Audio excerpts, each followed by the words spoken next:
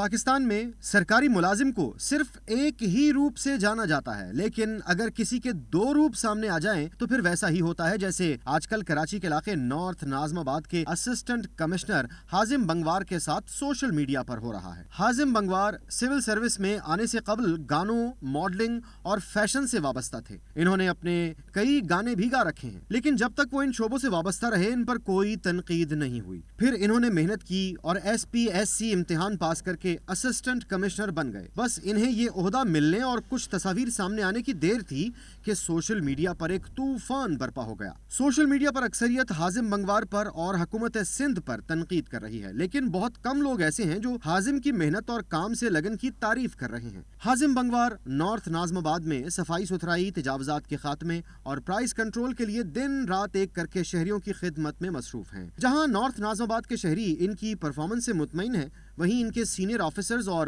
ان کے ساتھ کام کرنے والے سٹاف بھی ان کی محنت سے کافی متاثر ہیں۔ حازم بنگوار نے ایک فلاحی تنظیم بھی بنا رکھی ہے جو ساحلی علاقوں کی صفائی سمیت دیگر ماحولیاتی منصوبوں پر کام کرتی ہے۔